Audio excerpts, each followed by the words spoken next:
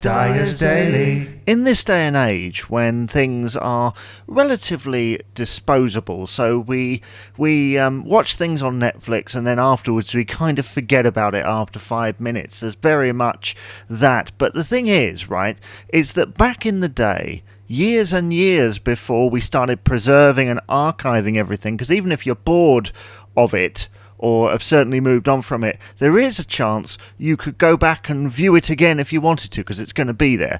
But years and years ago, that wasn't the case. They used to throw things away in bulk, certainly at the BBC in the United Kingdom. And I have to say that I am very much in favour of keeping that archive, and not just so people can view it again, but because it's important for people who haven't seen it to see this stuff, to see an area of our history, cultural history. America have got more than perhaps would be expected because of the syndicated nature of a lot of their programs and the fact that they did actually keep quite a lot. There is stuff missing, but there is a lot compared to the United Kingdom. This is where Kaleidoscope come in, that non-profit organisation that goes searching for lost TV, stuff that just doesn't exist in any form, or so you thought. Usually in the hands of private collectors or even just in someone's attic. They're always looking for stuff, and just recently they found a humongous chunk of music TV history under someone's bed or something. It was really random where these things turn up. And another thing which has actually made the news recently, which is one of the reasons for doing this particular podcast today, is that they found a clip in Mexico that was recorded in Liverpool in the 60s of the first ever live TV performance by the Beatles, and I believe it was the only one as well, on Top of the Pops. So it might not have been the first live, but certainly the first live on Top of the Pops anyway, if only. And it's only 11 seconds long, and it's silent, so they've synced up the track, paperback writer to it. But do you know what? That is still an important thing, because all we've seen up until this point is still images of maybe the rehearsal, and there's a colour image knocking about.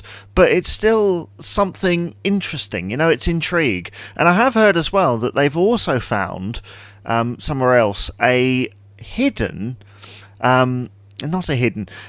unused edit, something that was later changed for the track Something by the Beatles. It's all fascinating, and I'm certainly in favour of what they do, because these things should be found, because this day and age there's so much content being created, and a lot of it is very much disposed of but still kept on a hard drive somewhere. A lot of stuff before a certain date, even sometimes after, is not kept. So it is important that we try and retrieve as much of that as possible. I know this podcast sounds a bit unthought out, but I just wanted to, give credit to Kaleidoscope. I mean, they're very much responsible for recovering all of the Bob Monkhouse archive. I believe they own the rights to that and look after that, and I think they've also found Doctor Who's and things in the past. So well done to them, and please do continue your great work as well, because it is important that we do see an element, sometimes these kind of early stages, which is what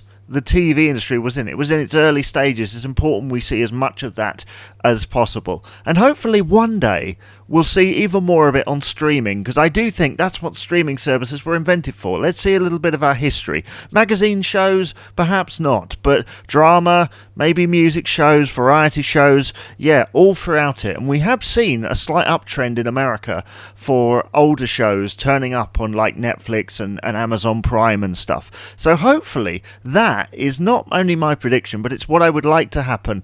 I will make no bones about that. So well done, Kaleidoscope, for your recent finds and for all the stuff that perhaps hasn't been publicised elsewhere.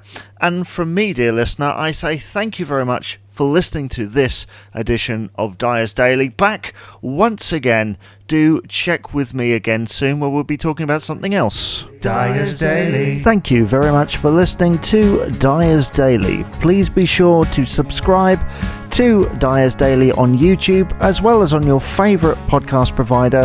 Oh, and while you're there, please rate and comment as well. You can also email us dyersdaily@southwavesaudio.co.uk if you have any messages for the show.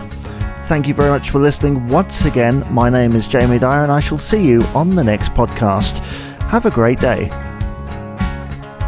This is a South Waves Audio production.